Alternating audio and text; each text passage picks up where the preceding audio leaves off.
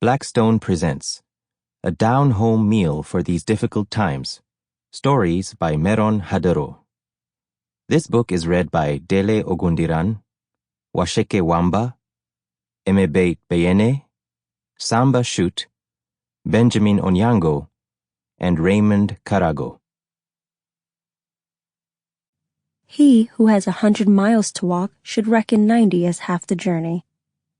Zen in the Art of Archery, quoting a proverb.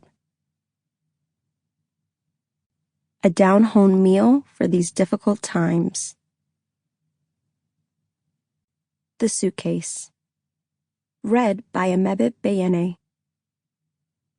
On Samba's last day in Addis Ababa, she had just one unchecked to-do left on her long and varied list, which was to explore the neighborhood on her own, even though she'd promised her relatives that she would always take someone with her when she left the house.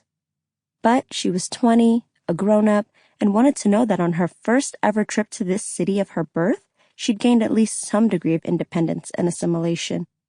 So it happened that Samba had no one to turn to when she got to the intersection around Meskel Square and realized she had seen only one functioning traffic light in all of Addis Ababa, population 4 million by official counts, though no one here seemed to trust official counts, and everyone assumed it was much more crowded, certainly too crowded for just one traffic light.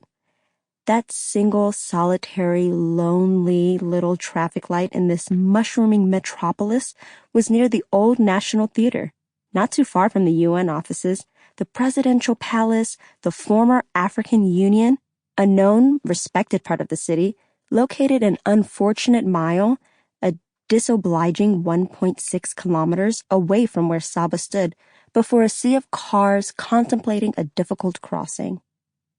Small, nimble vehicles, Fiats and VW bugs, skimmed the periphery of the traffic, then seemed to be flung off centrifugally, almost gleefully, in some random direction.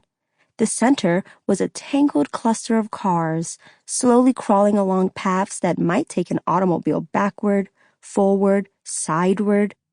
In the middle of this jam was a sometimes visible traffic cop whose tense job seemed to be avoiding getting hit while keeping one hand slightly in the air.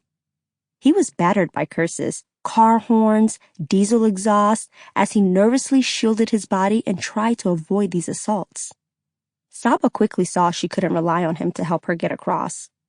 She dipped her foot from the curb onto the street, and a car raced by, so she retreated.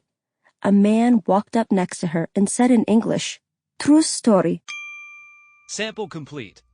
Ready to continue?